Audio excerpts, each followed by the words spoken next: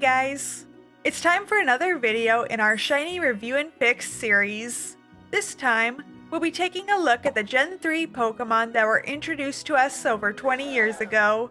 I'll be making changes to their shinies based on how difficult they would be to shiny hunt in a game like Scarlet and Violet, feedback I've heard online, and my own personal opinions. Let's get into it. We've got a good start for today's video with the Trico line. The minty green on Trico and Grovyle are definitely helping to improve the reputation green shinies got in the previous generations. Sceptile's blue color also works really well with the red details. Out of all the Gen 3 starters, the Trico line is many people's favorite for a good reason. The shinies for the Torchic line are a bit odd. Torchic has the placement of the orange and yellow swapped, and most people really like it. But for some reason, that color swap theme wasn't applied to Combusken and Blaziken. Their shinies are pretty similar to their original colors, with Blaziken shiny in particular being disappointing for many shiny hunters. If these two Pokemon just took a page from Torchic's shiny, then they would look plenty different and might be more well-liked. Fortunately, our last set of starters this generation have some nice shinies. Mudkip's line gets some pinky purple shinies that are very different from their original colors and tend to be more well liked by fans. On to the Route 1 Pokemon. Starting off, we have Poochyena and Mightyena. Their golden fur is very nice, and the detail of their eyes changing from red to bright blue is a nice touch, especially for Mightyena with the iris itself getting the color change. Another Pokemon you'll run into constantly on this route is Zigzagoon. The brown rings get changed to a warm autumn orange. While this shiny change isn't as drastic as some of the others we've seen, it's still well liked overall. This isn't the same for the evolution Linoon though. Even though the brown parts get changed to the same nice shade, that color isn't in the Pokemon's design nearly as much as Zigzagoon, so it doesn't have as much of an impact. I think if the main body color got changed to the orange and the stripes to the cream, that would work very well. We've got a whole bunch of bugs now with Wurmple and its evolutions. Wurmple and its cocoon evolutions have some pretty different shinies compared to their normal colors, and that's part of why they tend to get the thumbs up by fans. Beautifly and Dustox have fewer changes made to their shinies, with Beautifly in particular being more subtle, so I was pleasantly surprised while doing research to see how many people like these shinies. Most people tended to like them, with a few indifferent opinions thrown in. There are very few negative reviews for this whole family of shinies from what I could find. The first of the Ruby and Sapphire exclusives is the Lotad line. If you had Pokemon Sapphire back in the day, or the more recent Alpha Sapphire, you may have been happy to shiny hunt for these Pokemon. Lotad and Lombre get some colorful, vibrant shinies, but all three of them are pretty nice overall. Now if you had Ruby or Omega Ruby, you may have been a bit more disappointed to shiny hunt Seedot and its line. While Nuzleaf Shiny gets a thumbs up from just about everyone, Seedot and Shiftry are generally considered to be just okay or not the best. The autumn colors used in Nuzleaf Shiny are so appealing, so I think applying that to these two would help quite a bit. Halo and Swellow also have shinies that are disappointing for many fans, with the hues just changing a little bit. These two birds are based on the barn swallow, and their colors are pretty much an exact match to their real-life counterpart. So what if their shinies changed to look like a different variety of swallow? Here's how they would look as tree swallows instead. Wingull and Pelipper could also use some changes to their shinies. Pelipper's shiny tends to be liked more than Wingull's, since there's more blue on the original design to see the difference when the color changes to green for the shiny. I personally think it would be fun for their shinies to reference a character from Finding Nemo, the pelican Nigel. Ralts, Curlia, and Gardevoir are fan favorites from Gen 3, and luckily their shinies are great. The change from green to blue is really lovely, and it's great that the Pokemon Company and Game Freak also adjusted the red details to be more of a red-orange to contrast even better with the new blue. Now, Surskit and Masquerain were the first Pokemon this gen that I saw a ton of different opinions on when it comes to their shinies. It was like a third of people really liked them, a third disliked them, and the last chunk of people just thought they were okay.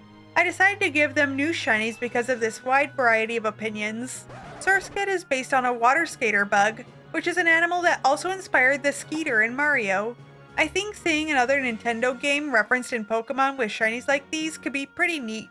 The mushroom Pokemon Shroomish and Breloom have solid shinies. There's nothing that needs to be changed with these two. On the other hand, it's believed by a majority of the community that Vigoroth and Slacking could use some changes to their shinies. While Slackoth gets a noticeable difference between its original colors and its shiny, Vigoroth and Slacking hardly change. It might be nice to see the pink from Slackoth's shiny be extended to its evolutions. Or if they didn't get pink shinies, maybe all three could have green shinies to reference the algae and moss that tends to grow on Sloth's fur. Next up is Nincada and its two evolutions. Many people like Nincada's shiny. Shedinja's shiny is universally disliked for having colors that barely change, and Ninjask's shiny seems to have a pretty wide variety of opinions. Starting off with Ninjask, here's a second option for those of you that aren't fans of the original. Bug warning, because I made this Pokemon different shades of blue-green based on these cicadas. Since I used those colors for Ninjask, and Shedinja is based on a shed cicada exoskeleton, I gave the shiny duller versions of the same colors. The touch of Seafoam Green and Whismer's shiny makes it pretty well liked by shiny hunters. Unfortunately, its evolutions didn't get a nice color change for their shinies, hardly changing color at all. I think it would be interesting if the colors of these shinies hinted to audio meters. They measure decibel levels, which is the intensity of a sound. Lower decibels show on the meter as green, mid-ranges as yellow, and the loudest are red. Makuhita and Hariyama have nice shinies, especially Hariyama. The colors used in that shiny work so well together. Azurill demonstrates that green shinies can be great as long as the right shades are used for that specific Pokemon. No changes necessary. Nosepass gets a great golden yellow shiny that is well liked all around. Our good shiny run has ended now with Skitty. This adorable Pokemon just didn't get the proper care put into its shiny. Delcatty's shiny is like if Skitty's colors were altered a bit. So with that in mind, I think it would make sense if Skitty's shiny did something similar, with the pink changing to a shade of purple. Sableye shiny is very different from the original colors. The gold works really well for a Pokemon that is known to consume rare and sparkly gemstones. While some people like Mawile's shiny, others don't think it's enough of a change. I think the huge jaws on the back of its head could stay the same color if the body color was darkened and the eyes changed. The Aeron Line's shinies aren't drastically different, but a lot of people think they're really cool. The body color changing to this teal with the eyes now a striking red really makes these awesome. Meditite and Medicham also have great shinies. It's nice when a Pokemon and its evolution have different color schemes, and then have them swapped when they're shiny. Electrike and Manectric's shinies are also really nice. These two really give off lightning and thunderstorm vibes with the yellows, blues, and dark grays. The duo of Plusle and Minun could use some work regarding their shinies. Minun isn't the worst, but it isn't very good either. Meanwhile, Plusle definitely needs some work done to make it stand out. We could have their colors swapped so that they look like their counterpart, though since these Pokemon can spawn in the same location, that might make shiny hunting for them a challenge in Scarlet and Violet. Here are the shinies with their blues and reds adjusted to pink and Seafoam Green.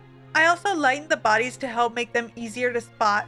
The Firefly Pokemon, Illumise and Volbeat, have nice shinies. I especially like Volbeat's shiny. Roselia is a Pokemon that I remember everyone shiny hunting for back in the day. Opinions on this shiny have stayed positive, with people still liking the purple and black roses. Gulpin and Swallow both turn blue and shiny. The color works well on them. Carvana has a very unique shiny that seems to either be liked or disliked. From what I could tell, most people were in the former group, so I'll be leaving this shiny as is. Sharpedo gets the pink-purple treatment that is approved by most. Wailmer and Wailord also get pink-purple shinies, though they aren't as saturated and vibrant as Sharpedo's. Just like the shark Pokemon's shiny, these two are generally well liked. Camerupt has a black shiny that's hard to dislike, while its pre-evolution Numel could use some help. I personally think a light red, almost pink body with purple markings could look nice. I chose these colors to hint to Magma, but dulled down to show the Pokemon hasn't reached its full power or potential yet. Torkoal gets a shiny that lightens its original color scheme with a yellow body and dull red shell. It's a nice change for this tortoise. Spoink and Grumpig also have pretty nice shinies. I think Spoink in particular is nice for changing the body to a light peach like a baby pig. and the pearl on its head darkened to a gray. Spinda's spots changed from red to green. This shiny is liked by some, but not by others. If the green isn't your thing, maybe this pink one that references the heart Spinda in the anime will be more of your cup of tea? The whole Trapinch line works well as shinies. I'm sure plenty of people are excited to shiny hunt for these Pokemon in the Indigo Disc DLC. Cacnea and Cacturne look like they got dried out when they were given their shiny treatment. This is very cool for two cactus Pokemon. Two cute Pokemon get some simple but effective shinies. Swablu and Altaria. The blue bodies changing to yellow is a nice change. Zangoose and their rival Seviper both have cool shinies. Zangoose's claws changing alongside their zigzag marking makes them look great. The light green scales on Seviper's shiny makes it look like it's practically glowing. These two shinies don't need any changes. The Moon and Sun Pokemon, Lunatone and Solrock, are up next. In general, Lunatone's shiny is considered to be okay, while the opinions on Solrock's shiny are pretty mixed. Let's give both of them brand new shinies with real-world inspirations. Lunatone's shiny is now red to reference lunar eclipses. Meanwhile, Solrock's round body is now black, with orange pieces jutting out to reference solar eclipses. Like Swablu and Altaria, Barboach's shiny also makes the simple change, turning the blue parts to yellow. Its evolution, Whiscash, has even fewer noticeable changes than that. I guess that's why some people aren't a big fan of it. If the shiny was to change, maybe the Pokemon could also become yellow and white. Corphish and Crawdon have pretty subtle shinies. Crawdon in particular. People tend to either like these ones or dislike them without much in between. A fun change for these two would be to make the shinies blue, referencing real-life blue crawfish. Baltoy and Claydol are based on the Shikoki Dogu, which are small Japanese clay figures made long ago. While some people like these shinies, just as many think they're just okay. What if the shinies were changed to look even more like the figure they were inspired by? All of the fossil Pokemon this generation have pretty good shinies. Lileep gets colors similar to its evolution, while Cradily changes from green to pink. Anorith and Armaldo get their cool body colors changed to warm browns and reds. Milotic is considered to be one of the prettiest Pokemon in Gen 3, and its shiny definitely does it justice. Even the less than elegant pre-evolution, Feebas, looks nice with its purple shiny color scheme. Castform is a cool shiny to get, because its look changes so much depending on the weather and environment. It's like getting 4 different shiny Pokemon in one, Nice. so it's no surprise it's pretty well liked. Mystery Dungeon fans know exactly how Kecleon's shiny should look. Instead of a blue stripe around its belly, it would be awesome if it looked like the purple Kecleon brother from the games. Up next are our mono ghost-type Pokemon. Shuppet, Bayonet, Duskull, and Dusclops all have nice shinies. While some people like how bright and saturated Tropius's shiny is, others aren't too happy with it. Instead of lighter green leaves, how about red leaves and darker skin to match red Abyssinian banana trees? Chimecho is another Pokemon that has a shiny that is sometimes liked and sometimes not. I've come up with 2 different shiny options for them. One is warm brown and green, making the Pokemon look like old Furin wind chimes that used to be made from copper. This material can turn green over time due to oxidization, or Chimecho could get a purple shiny to reference its psychic typing. Absol changes from black and white to red and a very light pink when it's shiny. This is a nice change for the disaster Pokemon. Wynaut's shiny matches its evolution, Wobbuffet. The pink worked really well on Wobbuffet, and it still works well now. Snorunt has a great shiny, with the icy blue working well with how cold and shivering the Pokemon looks. Its evolution Glalie, though, could use some work. The red eyes are a nice change, but the rest could use some adjustments. What if the black rock core was changed to a rich blue to reference the ice typing? The eyes could still be a nice warm color, but instead of red, maybe they could be orange for even more contrast against the blue. The whole Spheal line ends up getting the pink-purple water shiny treatment, but it looks really nice. They can be left as is. Now Clamperl and one of its evolutions, Gorbis, have shinies that are pretty strong and worth shiny hunting. Huntail is the exception for some people, who think the colors are a bit too similar to its original form. Since Huntail is based on the Gulper eel, it would be neat if its shiny took on its colors. Relicanth has the darkest parts of its body changed to a nice shade of blue that looks very nice. Love-Disc is a pretty overlooked Pokemon these days, but the shiny is at least solid. It's a nice yellow color for this poor fish Pokemon. The Bagon line gets green shinies. While plenty of people enjoy Bagon and Salamence shinies, some aren't too keen on Shelgon's shiny. To make it more distinct from its typical color scheme and still make it fit with the other Pokemon in the line, I changed the actual body color to green, and made the shell a shade of purple to match the place on top of Bagon's head. For some people, Beldum, Metang, and Metagross are the best and favorite shinies for this generation. Their white metal bodies and golden yellow details are super cool. The shiny legendaries this generation don't miss. Regirock and Registeel are solid, even if the color change on Registeel isn't the most drastic we've seen. Latias and Latios both look great. These colors are a nice change that also work well with their personalities. Groudon and Kyogre are pretty solid as well. And of course the black shiny Rayquaza is a legend in itself. Jirachi's new red palette is very charming, and Deoxys getting a yellow and green shiny works well with its space theme. That only leaves us with one Pokemon, Regice. I know that a lot of people would love if the shiny was black, but in this case it's not just for cool factor, but to reference dangerous black ice.